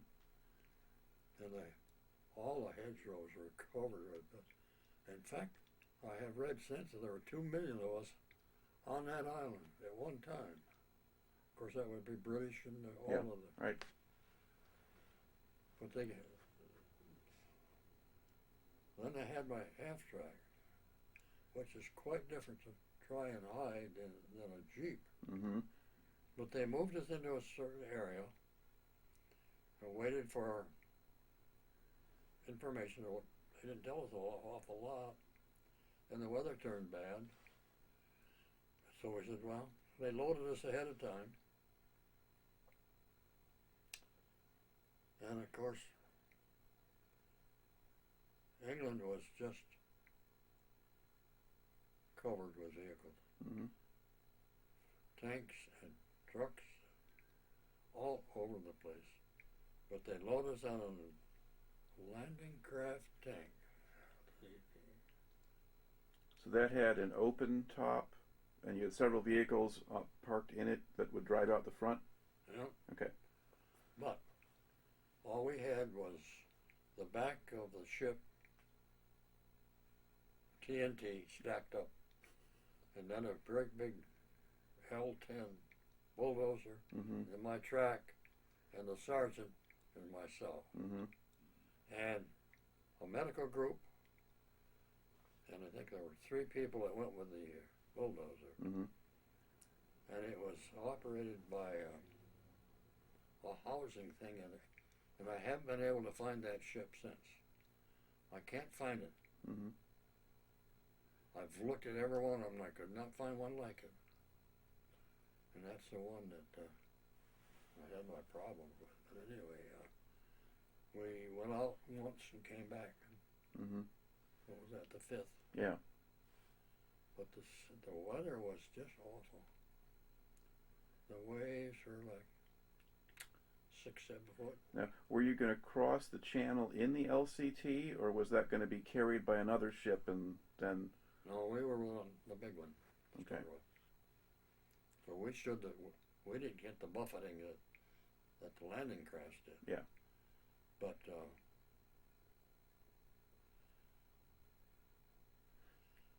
that was a long story, of course. But the sight of the situation, I don't care where you look, there were ships. You couldn't look any place, there wasn't a ship. Mm-hmm. And there wasn't one line, but 3 or 4 or 5, 6 lines deep, with nothing but ships. Mm-hmm. At one time, I figured, well, I'm getting ahead of the story. Well, I want to back up a little bit. When did you find out where you were going? Just before we loaded up. Okay. Eisenhower was there and gave out information and talked to a bunch of people about it. Of course, he always was a general that spoke to you like a human being. Mm-hmm. He always was very nice to children.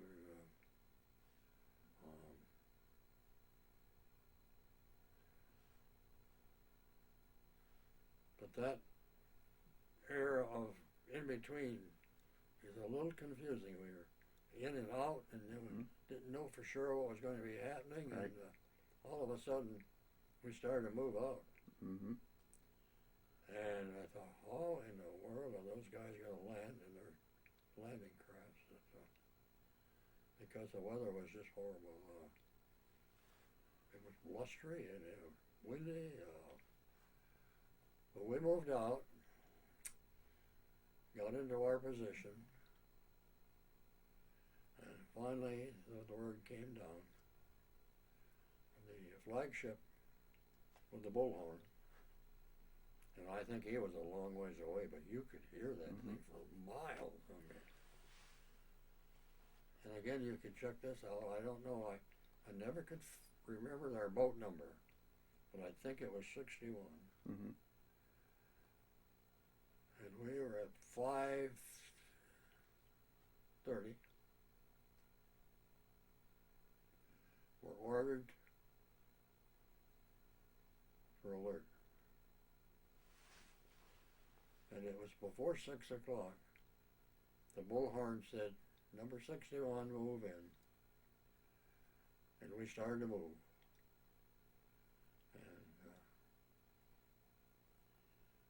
And we probably went 50, 7,500 feet towards shore. And the bullhorn came on again. Ship number 61. Move back.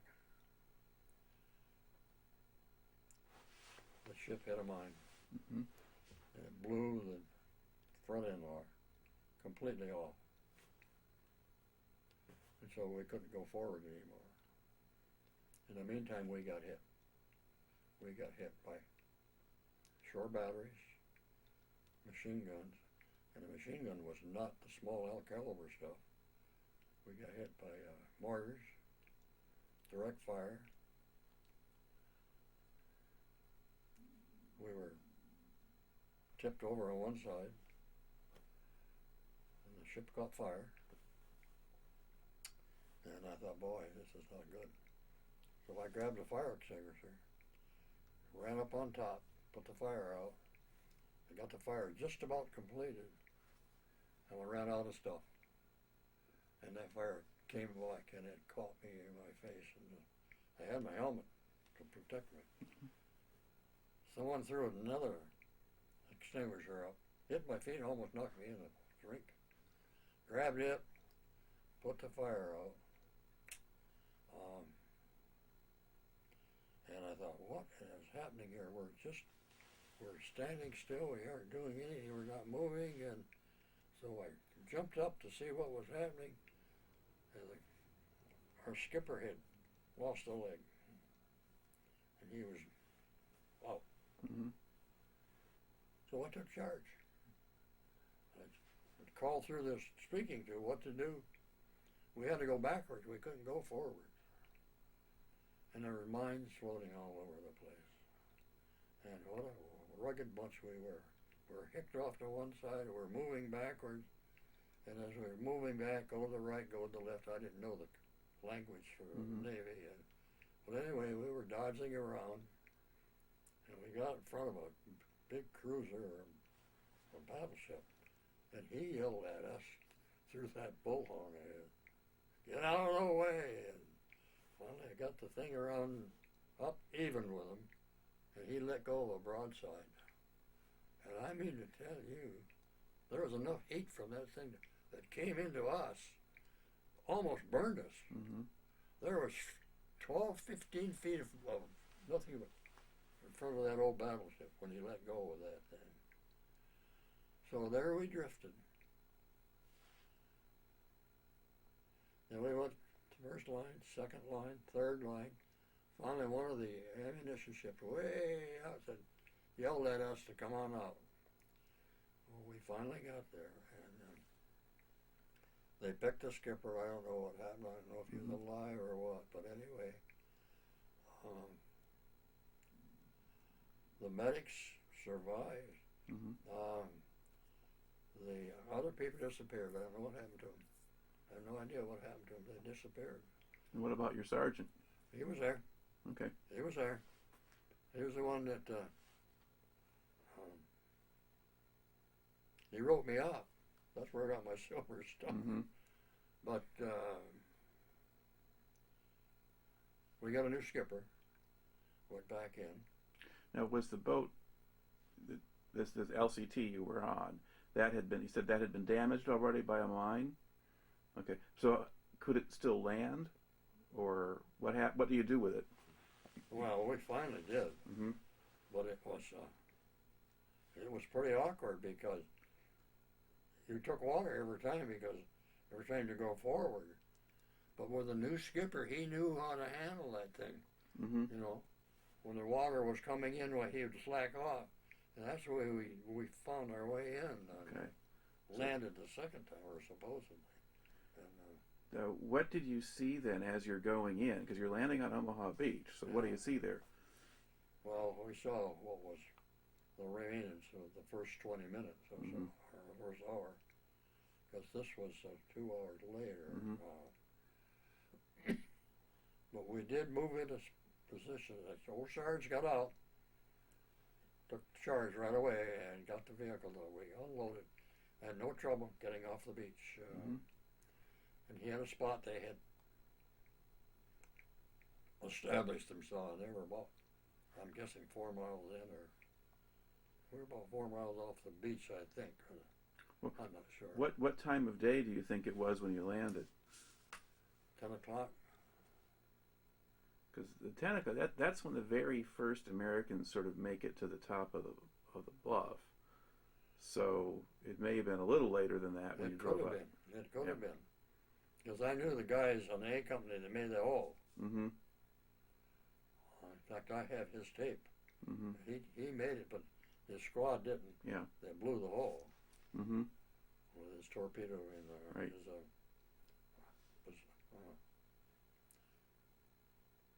But why we didn't have counterattack, we never could figure it out.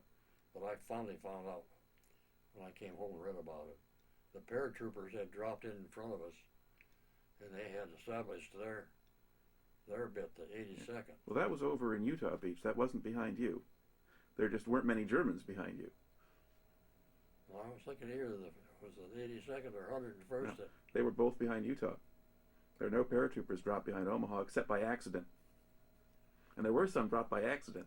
Well, we couldn't understand why we didn't get hit by artillery, but it had already been taken out by your people, what you're saying.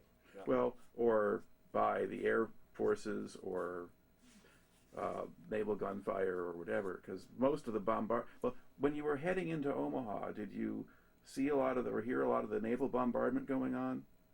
Or see or hear the bombers flying over? When we were trying to get back to where we were, that's when that was going on. Yeah. There was a lot of heavy stuff going on. Okay. That big stuff that... Yeah. Because that was supposed to be preparation for the landing. Yeah. And they missed. But all the shells landed inland. Anyway, but basically you managed to come in a way you got lucky because of when your ship was hit. So you're not there with one of the early waves. Yeah. Instead, you come in just at a time when they've opened up the draw, and you can get on up. Yeah. Now, was there still shooting going on around you when you landed? Oh, yeah. It was off to our right. Mm-hmm. There wasn't anything off to our left. Mm-hmm. It was over here. Yep. And I understand to our right that their landing was pretty easy. It was this Omaha Beach that caught it like we did. Mm-hmm. Yeah, Utah Beach was not bad, but Omaha was, yeah. All right. And then, okay, so you get up to the top of the hill, you go to the place you're supposed to go. Then what do you do? Dug in. Mm-hmm. And waited for something to happen. And it didn't. Of course, we were mashed to pieces. We were not a fighting unit. Right. The A Company was just slaughtered. Mm-hmm. I don't know if we had half a dozen people original out of A Company and B Company. I don't think so. So your battalion is supposed to be assembling where you are. Yeah. And there's not many of them showing up. Oh, seemed like we were there quite a while. I was just waiting to lick your beans, I guess. Mm-hmm.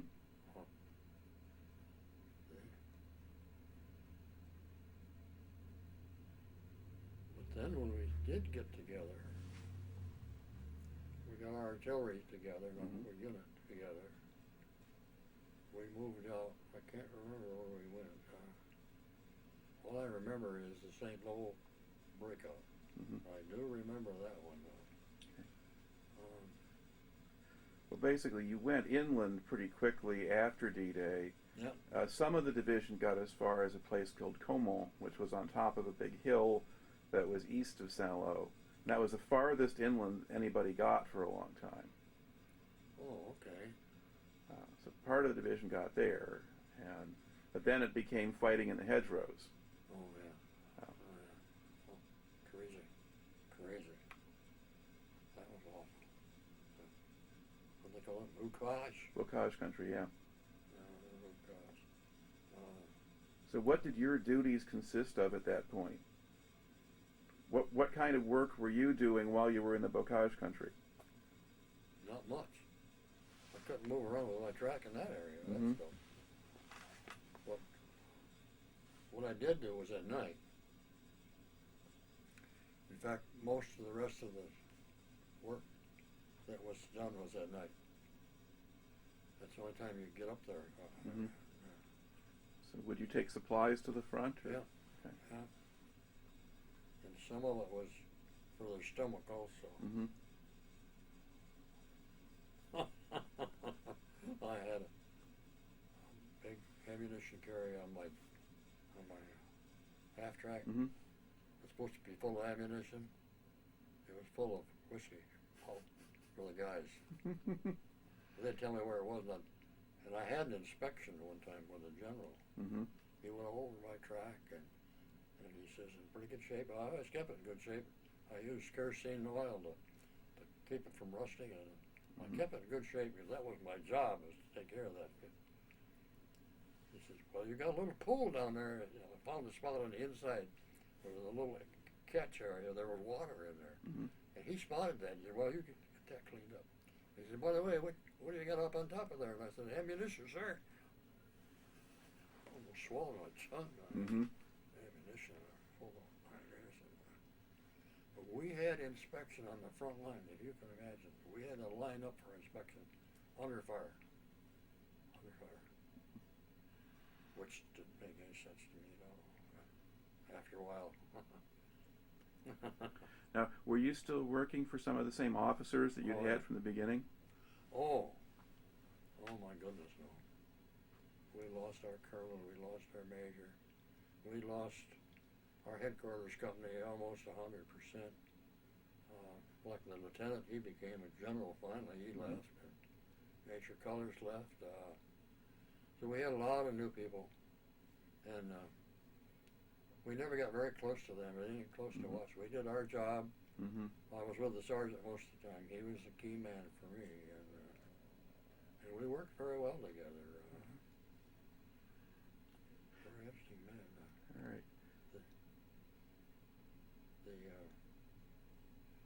We had some really big battles though in the middle of France. All right. Well, you said you remembered the Saint-Lô breakout. What do you remember from that phase of fighting? Boy. I remember that we were a follow-up unit. There was a division in front that was supposed to lead. I don't remember which one it was. But I remember the Air Force had started to come in about 10 o'clock all day long, one flight after another, for about 4 hours. Mm-hmm. Big ones, little ones. When they dropped their bombs, well, they set us up 2.5 miles back as a support for follow-up unit. The first bombs were dropped, no problem. The next wave came in, a little shorter. Next wave came in. I said, hey, we were 2.5 miles back, but now, and God, the last group came in, they were really short. Mm-hmm. And that last group took out General McNair. Yep. And I said, man, what's happening here? But then it was time to go. Oh, there was a big unit right near us, a half-track communication track. And he was in short. I could hear Patton. Because I said, who's that voice? Because I was right next to him. That's the boss. That's General Patton. And he was swearing up a storm. You know, get those things going. We got another people trying to get through here. A breakout. And the minute he broke out, we took off. I mean, we took off. We went through Saint-Lô. Those people that were left, they didn't know what hit them. They were. And we went for, God, I don't know how many miles. We went and went. Well, we ran out of gas. And we were all lined up on the breakout. And I didn't like that, sitting out there, because I knew we were out there in the middle of somewhere. Yeah, that's the best we could do.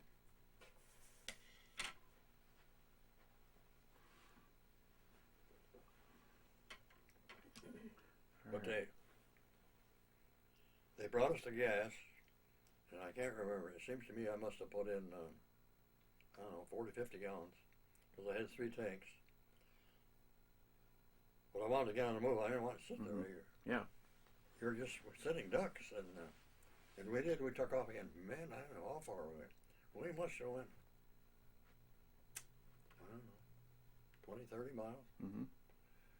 And we did a lot of that for the next week. We were here and here and here all over the place. But what I understand, when they were using the 16th Infantry for those breakout units right behind Patton, Mm-hmm. he'd get out, we'd follow him. Well, I found out later about Patton. He liked us, you know. Mm-hmm. He gave us a special name. I couldn't repeat it, but anyway, we had a name. And I found out Eisenhower liked us also. So they used the 16th. And I found in some of these books that we had 100 missions off from that breakout. Mm-hmm. That's why we're dancing all over the place.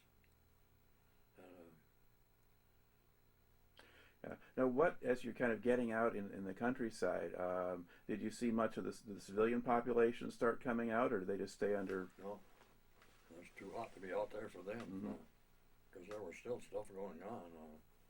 But no, I see, except well, later on. It's kind of a blur when you're dashing around. Right. From one spot to the other. We got held up. I'm not sure where. Siegfried Line. Mm-hmm. I think we really got slowed up there. Although we skirted it, but we had a big fight on the end of it. On the end of the line, and we were there 2, 3, 4 days. I mean, that was a big fight. Well, you went up. Did you go up into Belgium and then up to Aachen, Germany? Yeah. Well, Aachen was taken by the 26th. Mm-hmm. We were in reserve. Mm-hmm. I watched Aachen being torn down by 155 direct fire. 155s. If you can imagine what that was like. That was brutal. That was brutal. I couldn't believe what I was seeing. That's a 155. I had a hole up on the hill, and I again was out working at night. Mm-hmm. Came back, and the sergeant yelled at me, "Come over here in my hole." What's the matter? He said, "Well, you got a visitor up in your hole." And I said, "A visitor, yeah." He said, "Go look at it in the morning." And there was a 190 sitting in there, dud. Mm-hmm. So there was stuff going on, even though we were in reserve, supposedly. Mm-hmm. I remember going through Düren, the first German town, and some of the people up in the upper echelon, they had guns in their hand, small arms fire, because I carried mine across my chest. And the minute I saw that, I reached, put the gun in my hand. Because I didn't know they were going to jump on my track or what. But anyway, we were told that they may not be friendly. Mm-hmm. Holy told us. But that was the first German town we went there. Okay. But it was, we were on the Cologne Plains.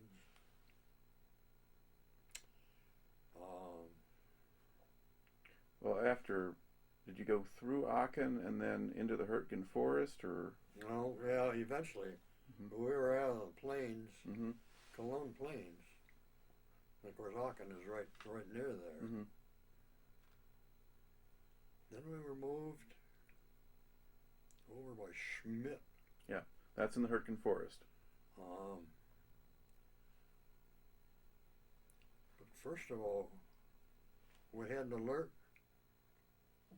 to take off, and I drove about 50 miles an hour to cross the Remagen Bridge. That's going to be much later, because Remagen is March of 45. The fighting in the Hurtgen Forest is back in November 44. Yeah. Oh.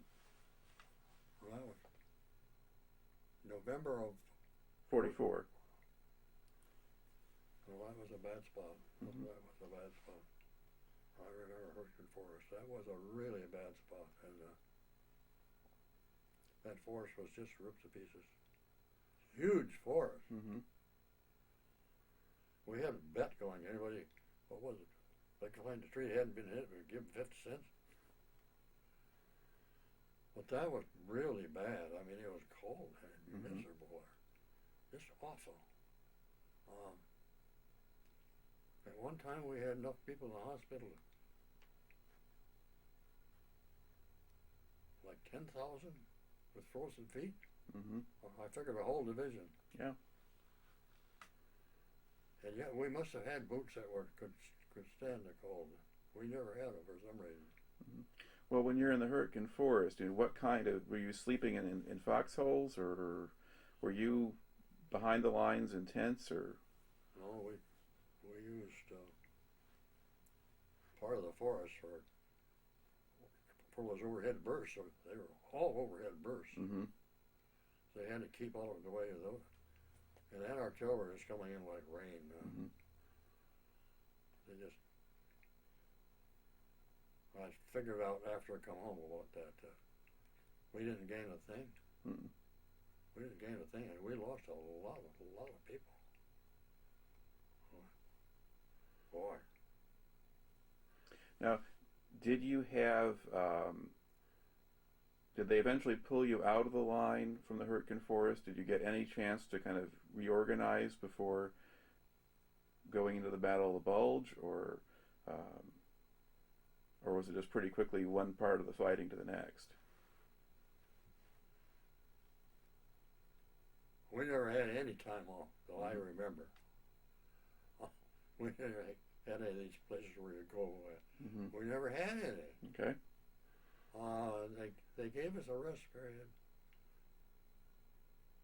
after Hurtgen. Yeah. RVA. That was supposed to be our rest period. Mm-hmm. I pulled in my track and unloaded it, because they said we're going to be here for a while. I went to town.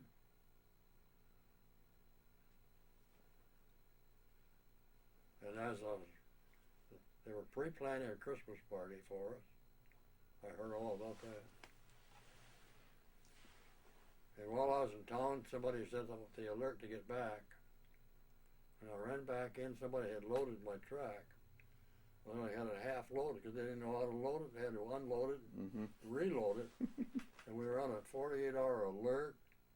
And sure enough, we got pulled out. And under real interesting circumstances. A drastic move, we had to be at a certain spot. And we got caught in the middle of the road with someone coming back. And our colonel in charge chased them off the road. And they had a big fight out in the middle of the road. Who had the right of way? Mm-hmm. And he said, your outfit's got blasted. You're not a fighting unit, and we are. They had a big fight out there. And then we had a fast move again. We moved into Normandy or somewhere down in there, over that corner, Mm-hmm. Con and You're sort of in the north side of the Bulge. Yep. Part of the division was near the Elsenborn Ridge and Yeah. at one of the shoulders there. Yeah. Right. And I remember we moved in some special artillery that came out of Corps. Mm-hmm. We had Corps Division, we had Division, we had Regimental, Mm-hmm. we had our own 105s, and we had mortars, and when they hit us, man, you should have been around there. That was a wild, man, terrible fight there. But they did not. They bent the line a little bit, but we captured it within 24 hours. They stopped them, and as far as we were concerned, they didn't get through us. Mm-hmm. But we took a pretty good beating. God, they were shooting at us, but our artillery was sounded like machine gun going on back there. And those big old long toms, those 155 long toms. Well, that was the time they dropped in some of our own, supposedly our own people, all dressed up. Mm-hmm. We had two. We caught them right off the bat. They didn't fool us 1 minute. We knew our people really well. Mm-hmm. We had a lieutenant that dropped in there and looked at the sergeant, and I said, he's not ours. The sergeant says, well, Lieutenant, he said, let's go over to headquarters. And they took him over to headquarters. some blaster took it. Mm-hmm. They changed their signs around. They used our vehicles. They did everything possible. But our unit was well enough established in knowing that they didn't bother us a great deal. They bothered us in changing the signs around and doing all that other stuff. So that was quite a deal. That was our rush period. Yeah. And then after that, now do you start counterattacking and pushing back, or do you just hold the line for a while, or did you stay put for a while or not?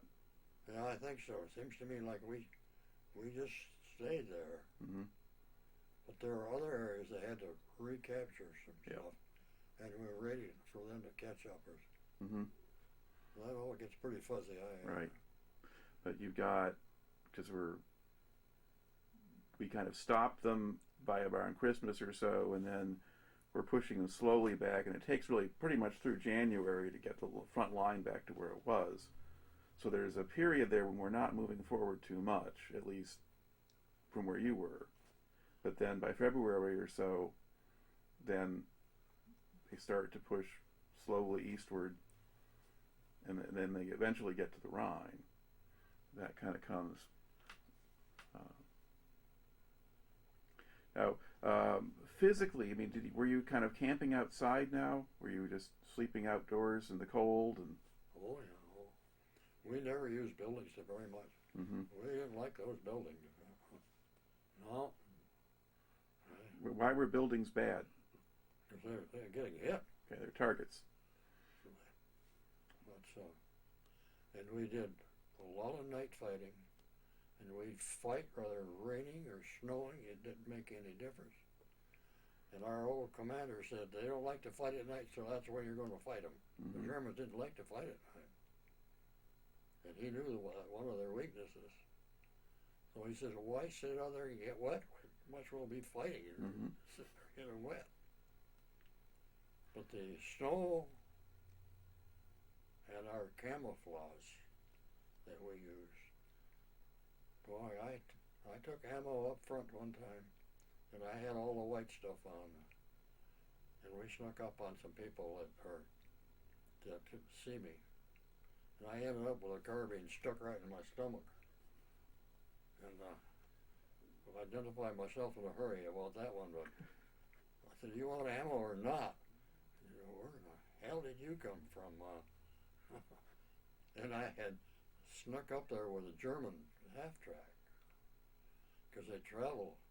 You can't hear them. You could idle that thing down, and you could creep up on those, right along those hedgerows or something. But you made sure that white star was painted white.